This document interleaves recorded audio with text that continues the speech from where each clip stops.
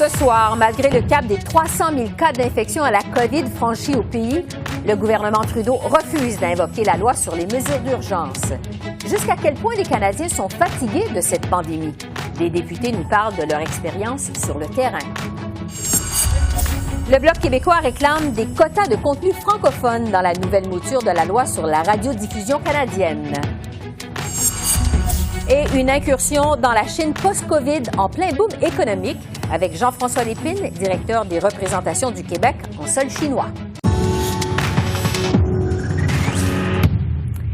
Bonsoir, Mesdames, Messieurs. Alors que le Canada a maintenant franchi le cap des 300 000 cas d'infection à la COVID, le gouvernement Trudeau et les autorités de la santé publique reviennent à la charge. Ils demandent aux Canadiens de ne pas baisser les bras et de réduire leurs contacts pour espérer pouvoir célébrer une certaine forme de temps des fêtes en famille, malgré la crise. Alors que la maladie, on le voit, continue de se propager à un rythme alarmant, le premier ministre Trudeau soutient aussi que ce n'est pas nécessaire de déployer la loi sur les mesures d'urgence dans les provinces. M. Trudeau se dit d'avis que les provinces canadiennes font déjà ce qu'il faut pour lutter contre la COVID-19. Voici ce qu'il avait à dire à ce sujet aujourd'hui. Je pense que cette idée d'invoquer la loi sur les urgences ou des directives agressives du fédéral, on n'est pas rendu là et j'espère qu'on se rendra pas là. Je pense pas qu'on va se rendre là parce que ce que je vois des provinces, c'est qu'ils sont en train d'agir, ils sont en train de créer plus de restrictions. On sait que Noël sera pas un Noël comme les autres, ce sera pas comme Noël 2019, mais à quel point il y a des restrictions, à quel point il y a des limites sur ce que les gens peuvent faire, dépendra de la région dans laquelle ils se trouvent et dépendra aussi de ce qu'on arrive à faire tous ensemble dans les semaines à venir. Il faut agir maintenant. La Dr Tam a souligné qu'on pourrait faire face à 10 000 nouveaux cas par jour au début du mois de décembre. C'est pas la direction dans laquelle on voudrait aller. Pendant ce temps, du côté de Québec, le bilan quotidien des nouveaux cas de COVID est passé sous la barre des 1000 aujourd'hui. C'était la première fois depuis 2 semaines, avec 982 cas déclarés. Comme pour Justin Trudeau, le premier ministre François Legault demande aux Québécois de faire des efforts et de réduire leurs contacts pour pouvoir espérer célébrer le temps des fêtes en famille. M. Legault promet que les mesures sanitaires que son gouvernement compte mettre en place pour les fêtes de fin d'année seront dévoilées dans les prochains jours. Québec envisage notamment de prolonger le congé scolaire après le jour de l'an d'1 à 2 semaines pour offrir une quarantaine aux enfants avant de retourner à l'école. Le premier ministre Legault a voulu livrer un message d'espoir aux Québécois. On l'écoute. Quand on regarde la situation au Québec, il y a des bonnes nouvelles. On voit que le nombre de nouveaux cas se stabilise. Il faut faire attention quand on regarde le nombre de cas, là, comme là, on a aujourd'hui les cas de dimanche, donc il y a moins de tests. Mais ça se stabilise, 1200, 1300 cas par jour. Donc, on semble avoir atteint un nouveau plateau. C'est encourageant, donc il n'y a pas d'augmentation exponentielle. La situation aussi reste sous contrôle dans les hôpitaux, donc on est en bas du 600 cas. C'est sous contrôle aussi dans les CHSLD, même si on a des cas, c'est important de le dire, il y a beaucoup moins de cas qu'au printemps, c'est le jour et la nuit. Je veux, dans les prochains jours, donc 1 mois à l'avance, donner la chance à ceux qui auront à préparer la dinde, les tourtières, etc., de savoir combien ils vont pouvoir recevoir de personnes. Donc, au cours des prochains jours, on va dire ça aux Québécois. Le premier ministre Legault qui disait aussi en point de presse cet après-midi être bien conscient que les Québécois sont tannés de la COVID et des consignes. Il avouait que lui-même, il est tanné. La fatigue de la COVID, ce sera justement le point de départ de notre discussion avec notre panel de députés aux communes, un panel vraiment masculin encore aujourd'hui. Je vous les présente à l'instant. Pour les libéraux, Greg Fergus, pour les conservateurs, Pierre Paulus, pour le NPD, Alexandre Baudris et pour le Bloc, Luc Desilets. Bonsoir à vous 4. Bonsoir. Bon, alors vous passez beaucoup de temps dans vos circonscriptions respectives, vous rencontrez beaucoup vos électeurs, vous écoutez aussi leurs doléances de temps en temps. L'idée, c'est pas nécessairement d'avoir un panel qui est partisan, du moins pas au départ, mais plutôt de prendre le pouls de vos électeurs dans vos circonscriptions par rapport à la COVID. Je vais commencer avec les libéraux. Greg Fergus, vous êtes député de Hull-Aylmer, c'est dans la région d'Outaouais. Qu'est-ce que vos électeurs vous disent par rapport à la COVID? Qu'est-ce que vous sentez de la part de vos électeurs? Je pense que mes électeurs sont probablement comme les électeurs à travers le Québec, le Canada. Ils sont fatigués, oui. Ça fait 7 mois qu'ils sont sous le confinement et surtout dans ma circonscription qui est composée des fonctionnaires fédéraux, il y a des gens qui travaillent très fort pour s'assurer qu'on peut avoir des programmes comme la PCU ou d'autres programmes de soutien. Ils travaillent de chez eux, ils s'occupent de leurs parents, ils s'occupent de leurs enfants et ils travaillent à temps plein. Mm-hmm. Alors oui, il y a une certaine fatigue qui arrive, mais on sait que on n'est pas encore rendu à la fin. Il faut continuer notre travail. Alors, même avec ils sont un peu tannés, mais ils savent qu'ils doivent continuer le chemin. Oui. Du côté des conservateurs, Pierre Paulus, vous êtes député de Charlesbourg, Haute-Saint-Charles, c'est dans la région de Québec, une région qui a été particulièrement touchée récemment. Vos électeurs, les sentez-vous fatigués de la COVID, des consignes? Qu'est-ce que vous sentez? Oui, absolument. Absolument. C'est sûr que les gens sont tannés, les gens d'affaires en particulier, les restaurateurs qui ont vu leur entreprise complètement fermée. Par contre, ce qui est important pour moi comme député fédéral, c'est de faire les distinctions entre les décisions que la province doit prendre, par exemple pour les écoles, les restaurants, et ce que le fédéral fait pour les programmes d'aide, par exemple. Donc ça, c'est un facteur. J'ai eu des rencontres avec plusieurs gens d'affaires en vidéoconférence et en collaboration avec le ministre qui est Jonathan Julien, qui est député de Charlesbourg au provincial. Donc, on travaille ensemble pour parler à notre monde, pour leur faire comprendre aussi, pour bien les orienter. On va revenir justement là-dessus dans un instant sur votre rôle en tant que député fédéral dans vos circonscriptions, mais je vais continuer mon tour des députés pour le NPD. Alexandre Boulris, vous êtes dans Rosemont à Montréal. Sentez-vous aussi la fatigue chez vos électeurs? Écoutez, Mme Bégin, je pense que vous allez avoir une espèce d'unanimité de la part des quatre invités que vous avez ici aujourd'hui. La situation est la même pour tout le monde. C'est-à-dire, à Montréal, puis dans Rosemont, Petite Patrie, les gens comprennent ce qu'il faut faire, ils sont disciplinés, ils sont de bonne foi, ils veulent bien agir. Mais on s'entend, là, il y a une lassitude après 6-7 mois. En plus de ça, le mois de novembre, on va se le dire, il y a moins de lumière, il y a moins d'activités sportives. Ça commence à être plus difficile pour tout le monde. Alors, on entend plein de cas, que ce soit des voisins, que ce soit des parents d'élèves à l'école, des gens qui trouvent que ça va être long. Et il y a une certaine appréhension des semaines puis des mois à venir aussi. Là. Les gens se disent comment qu'on va passer l'hiver. Oui, puis le temps des fêtes aussi avec les familles. Du côté du Bloc, Luc Desilets, vous êtes député de Rivière-des-Mille-Îles dans la région de Laval. Qu'est-ce que vous ressentez de la part de vos électeurs? Regardez, évidemment, c'est la même chose que mes 3 collègues et les gens sont tannés, mais bon, qu'est-ce qu'on peut faire de plus? Moi, je trouve quand même qu'il y a une résilience assez extraordinaire de la part des Québécois dans toute cette pandémie-là. Il y a une acceptation de l'inacceptable. Et ce qui est souvent très difficile pour les citoyens, c'est ce qu'on entend quotidiennement, mes collègues diront probablement la même chose, c'est de concilier un peu les positions du fédéral, les programmes du fédéral, avec les enlignements que le provincial donne. Et c'est de comprendre aussi où est-ce qu'on s'en va. C'est quelque chose de nouveau, évidemment. On n'a jamais vécu une bébelle du genre. Et c'est pas évident de voir le gouvernement provincial, par moment, fédéral aussi, tergiverser ou modifier sa position. Ça, c'est un élément qui est difficile au quotidien pour les gens. Bon. Mais je reviens, là, quand même, cette espèce de résilience-là, elle est là. Les gens acceptent l'inacceptable. Oui, surtout qu'ils n'ont pas le choix d'accepter cette situation. Monsieur Desilets, vous dites quand même qu'est-ce qu'on peut faire de plus, c'est pas évident. Je vais me tourner vers Greg Fergus des libéraux. J'imagine que chacun, vous avez vos histoires personnelles, vous rencontrez des électeurs qui sont vraiment mal pris, qui en ont assez.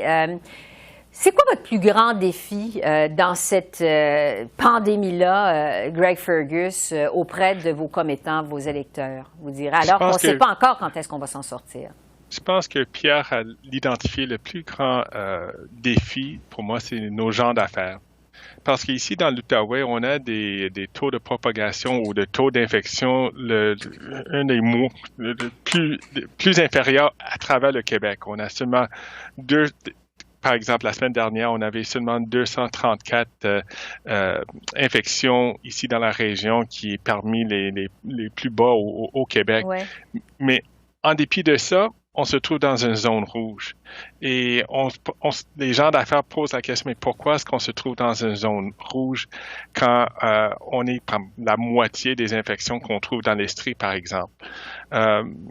Probablement, la raison, c'est parce que notre système de santé dans l'Outaouais n'est pas à la hauteur en comparaison avec d'autres régions du Québec. Et c'est la raison pour laquelle on a atteint notre maximum. Mais c'est pas parce que le virus est vraiment propagé dans la région. Alors, il y a une certaine... les gens d'affaires posent la question, ils disent il y a des effets réels sur leurs entreprises, et puis ils doivent vivre avec, malheureusement. Pierre Paulus, est-ce que vous vous sentez impuissant, vous, des fois? Ben absolument, mais en même temps, ce qu'il faut être prudent, comme Greg vient de parler, par exemple, du système de santé dans sa région. Mais nous, on est au fédéral. Donc, c'est toujours la notion de savoir quelle est notre implication. Donc, quand les gens d'affaires viennent nous voir, ou que des citoyens viennent nous voir pour soulever des problèmes, par exemple, de décision du premier ministre Legault par rapport aux zones rouges, les zones oranges, ben nous, on doit rester prudents parce qu'actuellement, chaque province prend ses propres décisions concernant la situation. Et si on commence, nous, à se mêler de ces décisions-là et à dire « Ah, ben finalement, l'Outaouais devrait être orange », puis là, ça va être le bordel. Ouais. Et c'est pour ça que chacun ses dossiers. Est-ce qu'on a un jugement personnel? Ben oui, parfois, je peux avoir mon propre jugement, mais c'est pas à moi. J'ai pas à m'en mêler. Parce qu'il ne faut pas interférer dans les décisions du gouvernement du Québec.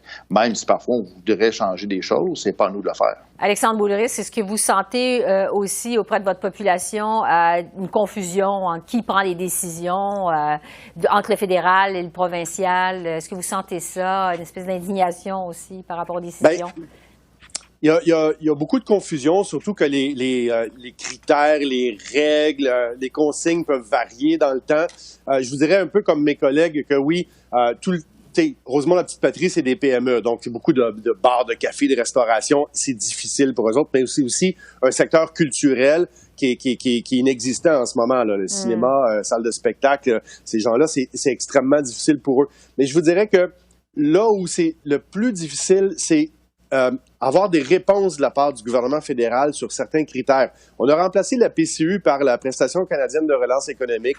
On a 4 nouveaux programmes d'assurance-emploi. Les gens ont beaucoup de questions et c'est très difficile pour eux d'obtenir des questions, mais également pour nous, comme députés, d'avoir des réponses de la part du gouvernement. Alors, toute cette confusion-là, puis l'absence de réponse, la difficulté d'obtenir des informations, ça vient vraiment en ajouter une couche de plus. Oui.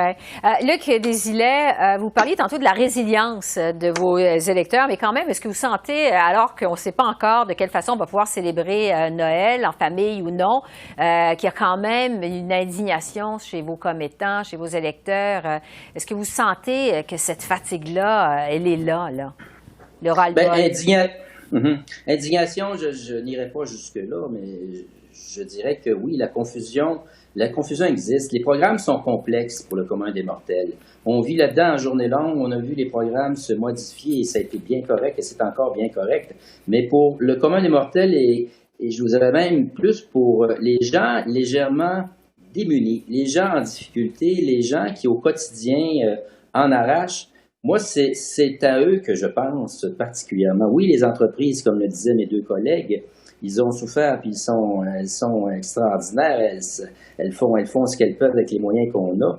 Mais le petit citoyen qui était déjà en difficulté avant la COVID, moi, c'est pour lui que j'ai énormément de respect, puis auquel on répond au quotidien dans nos bureaux de comté. Bon.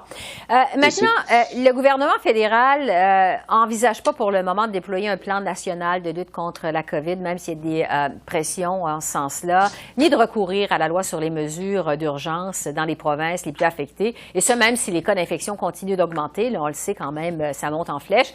Greg Fergus, pourquoi pas? Pourquoi votre gouvernement ne veut pas aller jusque-là, à ce stade-ci de la crise? Je pense pas qu'on est rendu à ce point-là. Je pense que les provinces font tout ce qui est possible pour aplatir la courbe. Comme tous mes collègues ont mentionné, je pense que le gouvernement du Québec fait un travail d'arrache-pied pour aplatir la courbe.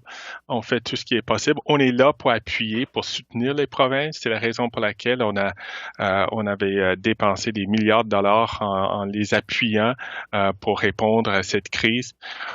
Je pense pas qu'on n'est pas encore rendu à ce point-là.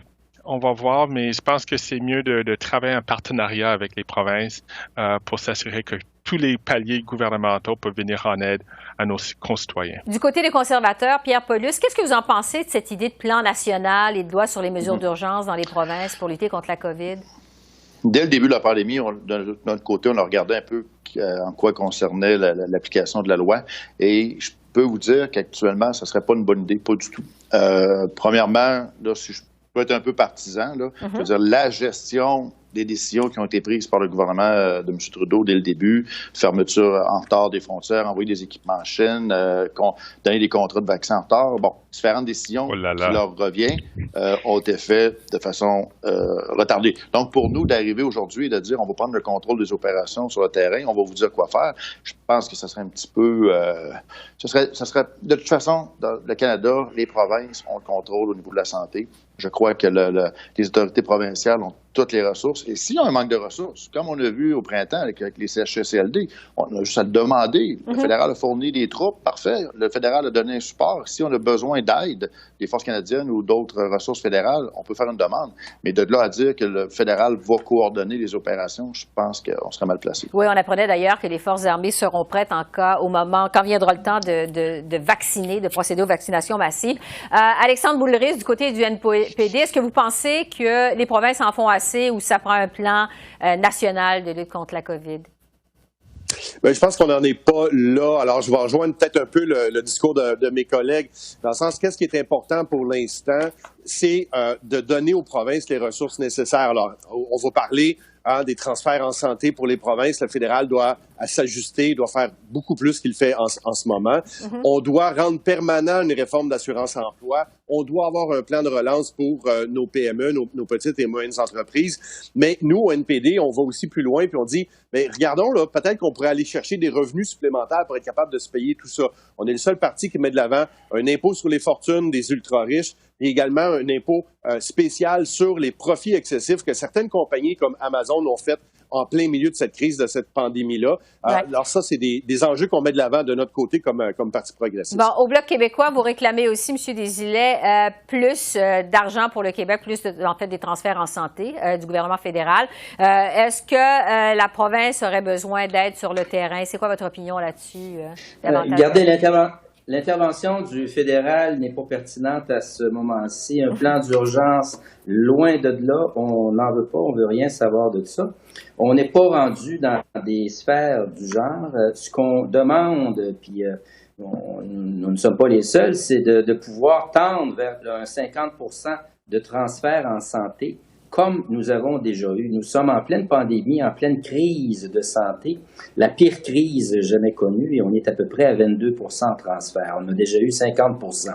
Alors, c'est ça que ça prendrait dans un premier temps. On souhaite, on veut des transferts, mais on n'est pas du tout à une intervention du fédéral et on n'en veut pas. Les provinces savent ce qu'elles ont à faire. C'est notre champ de compétences, la santé. Alors, dans un cas de crise comme ça, vous avez quand même été capable de nous montrer, vous pouvez mettre de côté un peu la partisanerie pendant quelques minutes pour nous parler de ce que vivent vos électeurs sur le terrain. Ça a été très intéressant. Greg Fergus, Pierre Paulus, Alexandre Boulris, Luc Desilets, merci beaucoup. Merci. Merci. Bonne chance. Je vous en prie. Un plaisir. Bye-bye. Un plaisir, merci beaucoup.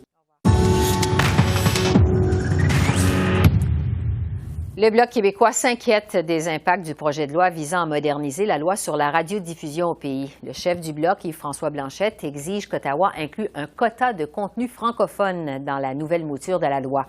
Selon lui, Ottawa met en danger la survie de l'industrie québécoise du divertissement en n'exigeant pas des grandes compagnies comme Netflix un minimum de contenu francophone. Voici Yves-François Blanchet. Le Bloc se range résolument du côté des créateurs, des comédiennes, des comédiens, des interprètes qui veulent le faire en français, quitte à ce que ce soit à l'encontre des producteurs.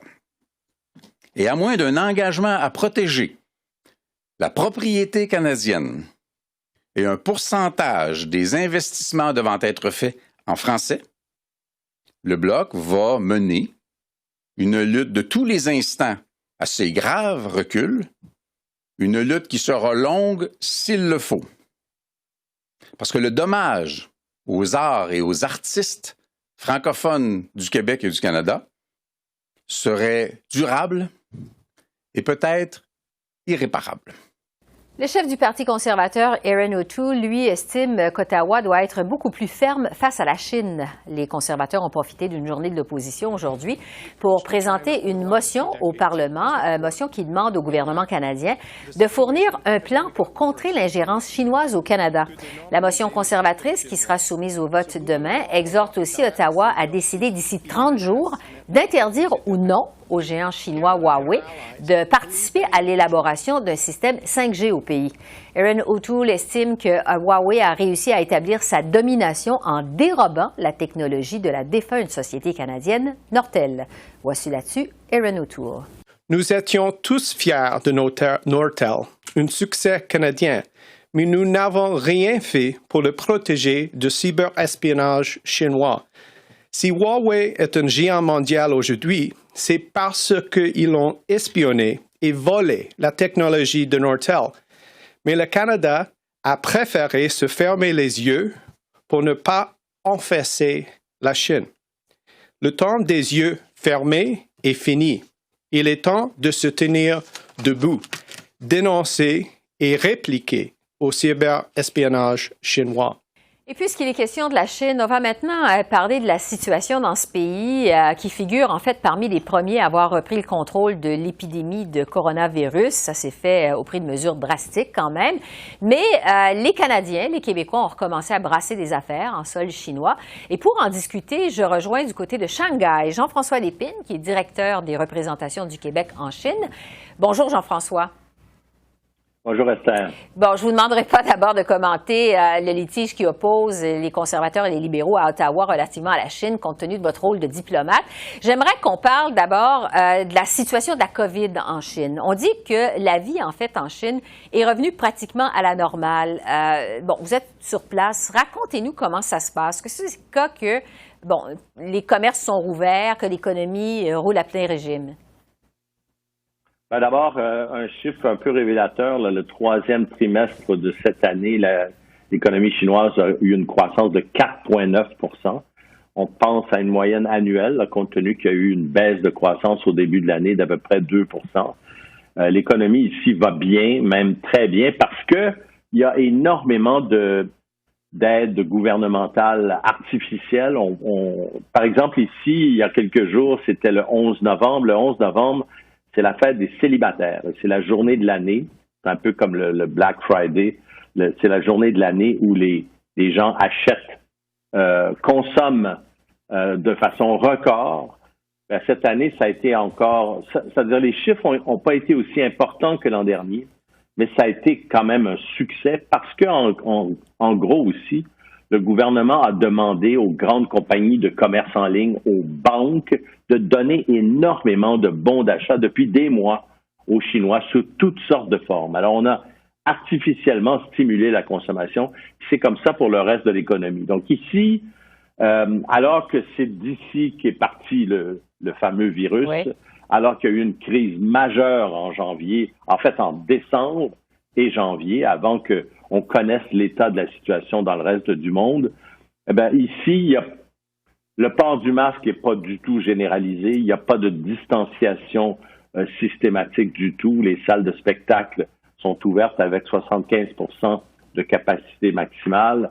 Les activités sont extrêmement normales. C'est sûr que chaque fois qu'il y a une éclosion ici en Chine, on assiste à vraiment une sorte de révolution. Là, il y a récemment dans une ville, Qingdao, où on a un bureau, il y a eu 12 cas. La ville au complet, 10 millions d'habitants ont été testés. On a arrêté le mal à sa source en l'espace de quelques jours. C'est comme ça qu'on fonctionne quand il y a une éclosion. Puis l'autre chose qui est importante aussi, c'est que le pays, lui, par contre, est presque fermé. Les frontières ne sont pas beaucoup ouvertes aux étrangers. il faut des permissions spéciales pour venir en Chine.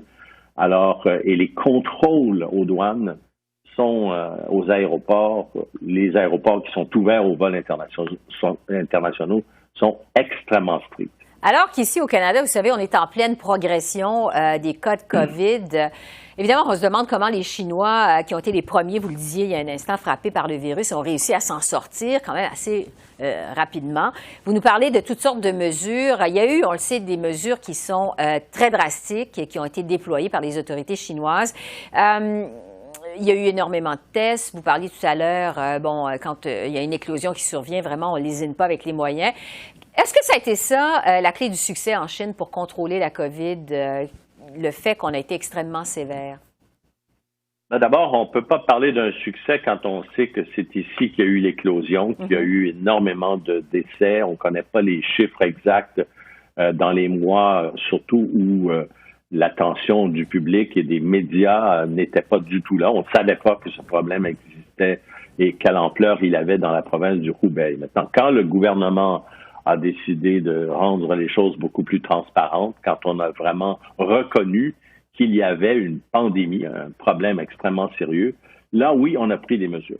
Par exemple, des mesures extrêmement simples qu'on n'a jamais voulu prendre au Canada, au Québec, aux États-Unis. Par exemple, quand on a vraiment commencé à agir de façon globale en Chine, 1,4 milliard de Chinois sont restés chez eux pendant un mois. Quand on dit rester chez eux, aucune épicerie, rien, tous les gens se faisaient venir des choses à la maison. Donc, quand on enferme une population pendant un mois, puis qu'ensuite on décloisonne pendant une période de 3 mois avec le masque obligatoire, avec la distanciation, les salles de spectacle fermées, pas de rassemblement, et ça d'une façon extrêmement stricte là, pendant plusieurs mois avant que vers le mois de juin, on commence vraiment à relaxer les mesures vers mai-juin. Donc, ça a pris des mois extrêmement stricts. Quand on pense, moi, j'étais pas ici au moment où vraiment il y a eu les mesures strictes. Nos bureaux étaient fermés, j'étais au Québec à ce moment-là. Mais quand nos amis, quand ceux qui sont restés, quand nos collègues chinois nous racontent ce qui s'est passé, le pays a été vraiment fermé complètement, mais systématiquement, on n'a pas d'épicerie, pas de... Et puis, l'autre volet important, c'est fermeture des frontières complète. Il n'y a pas de gens qui sont revenus, et tous les retours qui se sont faits, tous les retours d'étrangers d'abord ne se font pas. Il y a beaucoup d'étrangers qui sont partis pendant la pandémie qui ne sont pas revenus. Dans une ville comme Shanghai, il y a énormément de gens, d'étrangers qui ne sont pas revenus. Ça fait drôle dans des villes chinoises de 10, 11 millions d'habitants comme à Qingdao où on a un bureau, on ne voit plus d'étrangers. Alors ça, c'est un signe de ce qui s'est passé aussi. François Lépine, directeur des représentations du Québec en Chine. Merci de nous avoir parlé à une heure très matinale pour vous. C'est très apprécié. Merci beaucoup. Merci. Alors voilà, c'est comme ça qu'on a vu l'essentiel de l'actualité de ce mardi 17 novembre sur la colline parlementaire à Ottawa. Esther Bégin qui vous remercie d'être à l'antenne de CEPAC, la chaîne d'affaires publiques par câble. Je vous souhaite une excellente fin de soirée et à demain. Au revoir.